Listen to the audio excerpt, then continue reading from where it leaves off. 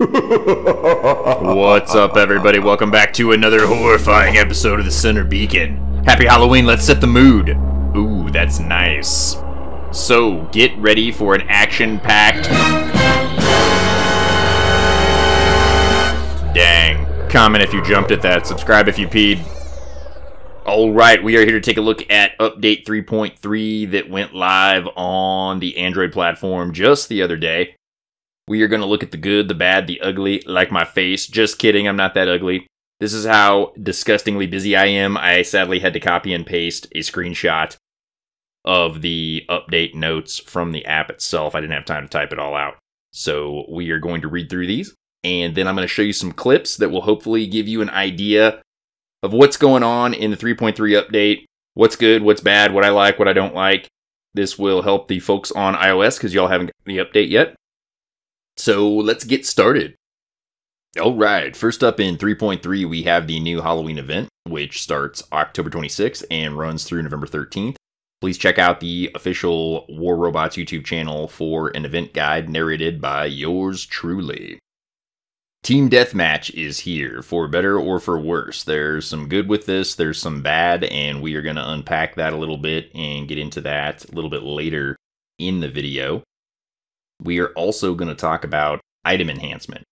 The Mark II system is probably the most controversial thing to come out in this update, and we're going to take a look at that, and I'm just going to give you the facts. I'm going to show you what it's about, and you can take it or leave it. It was not my favorite thing about this update. This is not exactly what I wanted to do, but it's here, and we're going to have to deal with it, so I'm going to show you all about it in just a minute. So, naturally, it's Halloween. So we're going to dress up, we're going to put on our costumes. So the hanger's wearing a new costume here. You can see when you click on your robots, you get like a little glowy green thing there. And they got some pumpkin stuff underneath the platforms. But we're going to take a look at something near and dear to my wife's heart, and that's deals. These are the new deals that also came out with Update 3.3. Now you can see you have several different options here. They're all combos.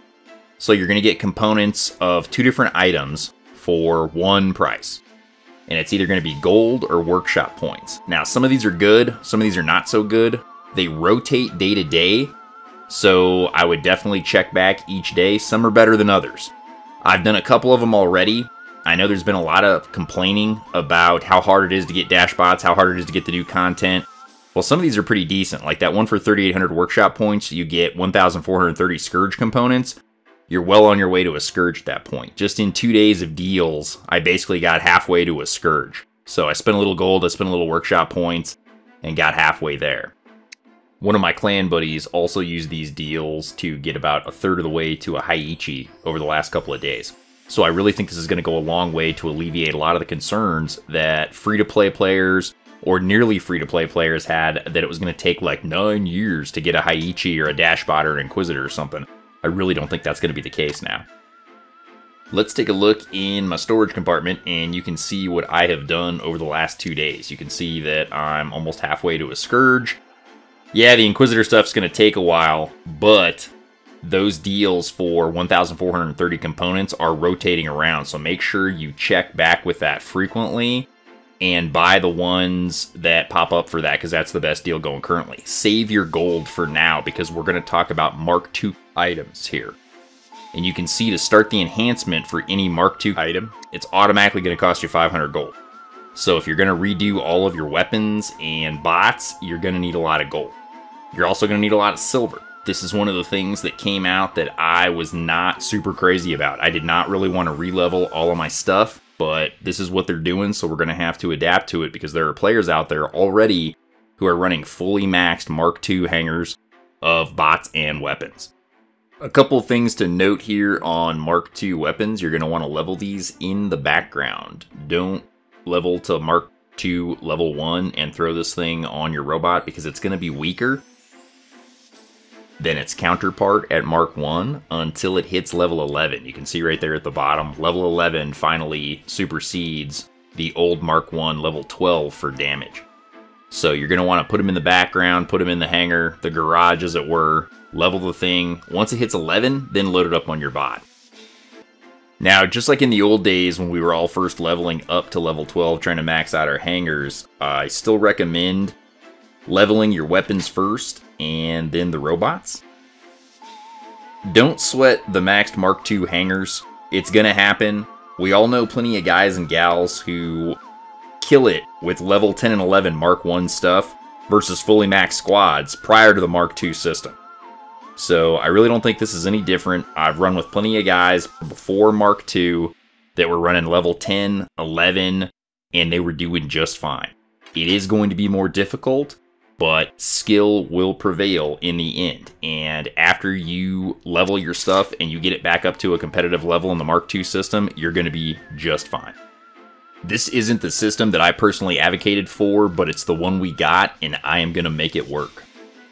Now we are going to move on to some aesthetics. Update 3.3 has introduced a few new skins. I'm going to take you through them one at a time. I'm a shallow person, so I like to look good, so of course I usually buy all the skins that come out. This one's for the Galahad. I love it. It's black and gray. It's got a little skeleton costume on. I could not help myself. I had to buy this thing as soon as I saw it. This is one of the more expensive ones. It's pretty cool for almost 1,200 gold. I know some of you are kind of groan at that. Well, it is what it is. It's not one of the 2,500 gold ones, so that's good. And some of these, like this one, are even cheaper. I think this one was just a few hundred gold. This is the Leo. It's a mummy, if you didn't get that. This one, not my favorite. It kind of looks like he's also just severely wounded, and somebody did a really piss-poor job of bandaging him up. But it's not bad. It gives you something else to play with.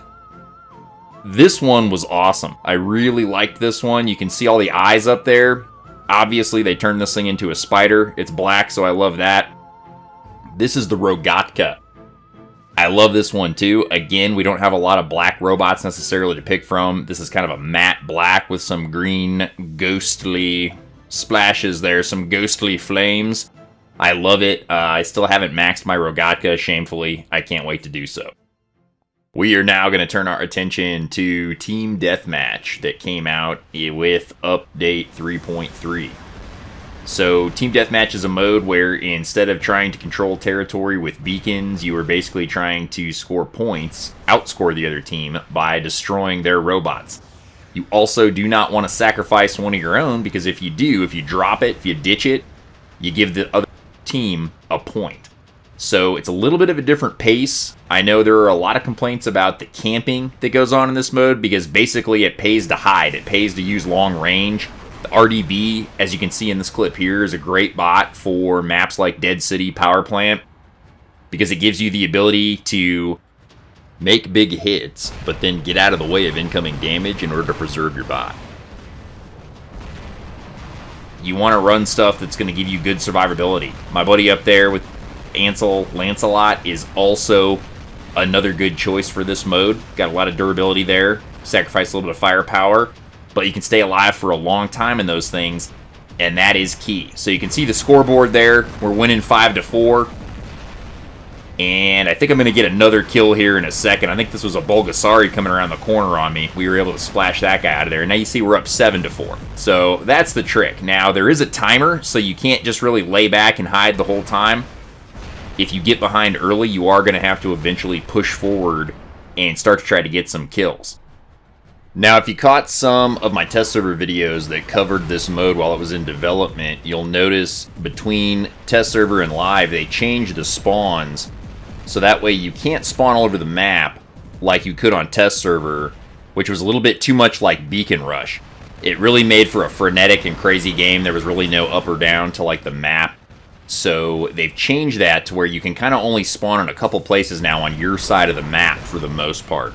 So I think that's helped kind of balance us out a little bit and make it a little less crazy. You're not constantly surrounded by somebody spawning in and annihilating you from the back. It really is a lot of fun, however. A lot of these games come down to the wire. Very close scoring, kind of like the one in this clip, and they are pretty exciting. Another good thing about this mode is it's pretty easy to earn silver in this, surprisingly. Now, the game will go 10 minutes every time, but if you put in a pretty decent score, I'm probably averaging 500,000 silver with premium every game that I go out in this mode. And some of that is due to the playstyle. You know, working together as a team, you draw some randoms, you can kind of take advantage. The other half of it is probably due to the fact that you spend a little bit more time in range bots because the clock isn't necessarily your enemy as much, say, in domination. Why am I running this thing, you're asking yourself? Just because it looks awesome. Double thunders, cool black paint job, looks like a giant spider. Can't lose.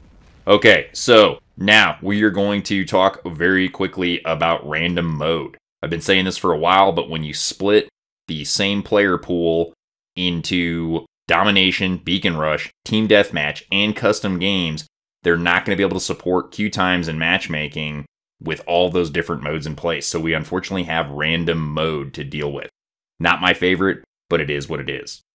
I am really hoping we are going to be able to change that in the near future because we really need to be able to select each individual mode by itself. So that's going to do it for me. Happy Halloween, everyone. One last note, I didn't talk about the shock train because I don't have one and I've not played much with it, but when I do, you will be the first to know.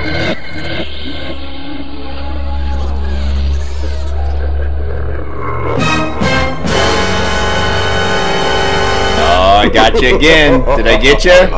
If you peed, subscribe.